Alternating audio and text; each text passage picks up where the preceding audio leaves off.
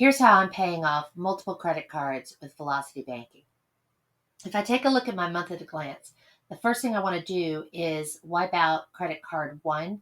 I address that in a different video, so we're going to go ahead and eliminate that from this list because we deal with that separately. I was about 3/4 of the way through the month of June when the concept of Velocity Banking finally clicked. So I had 3 medical bills, life insurance, and streaming music due about the same time that I had credit card 7 due. So if I had done these separately, which I had been doing, paying the $208 for these bills and the $186 for the card, it would have been $394 that I would have had to come up with at this around the same time. So instead, what I do is I grab credit card 7. I have a balance on that card of $7,234. I make a payment, but I don't make the payment for $186. I make the payment for $208, and then I turn right around and put the $208 back on that card. So that brings me right back where I started of $7,234.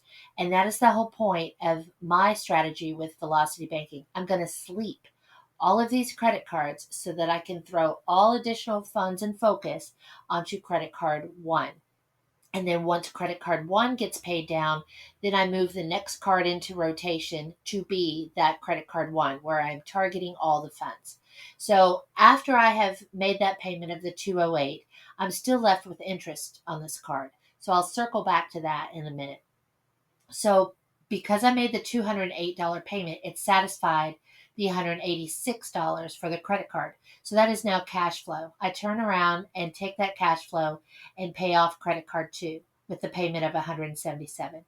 I then take a look at child support, which has a payment of $393. I'm going to use credit card 3. Credit card 3 has a payment of $238. I do the same thing. I call up credit card 3. I make a payment, but I don't make the payment for $238. I make a payment for $393.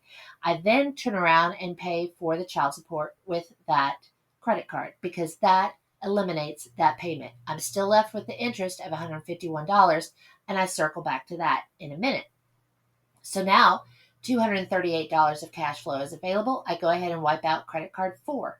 I then take a look at car insurance. Car insurance is $213. I grab credit card 5. Credit card 5 has a payment of $132. I call up credit card 5. I make a payment, but it's not for the $132. It's for the $213. Then I turn right around and put the $213 payment on the credit card. I then have $132 cash flow from credit card 5 because it was satisfied or slept with the car insurance payment. I can then use that $132 and wipe out card 6. So if I had been doing all of these individually and paying for all these bills with the cash out of my bank and then credit cards with the cash out of my bank, as I had been doing for years, I would have had to come up with $1,709. But instead, this totals up to $1,153. But I still have interest on these cards. So with a cash surplus of $556, do I have the $114 to pay for the interest on credit card 7? Yes, I do. Do I have the cash flow to pay for the credit card interest on card 3? Yes, I do. Do I have the cash flow to pay for the credit card interest on card 5? Yes, I do. And I'm left with $179, which means I now have the cash flow to wipe out that car payment.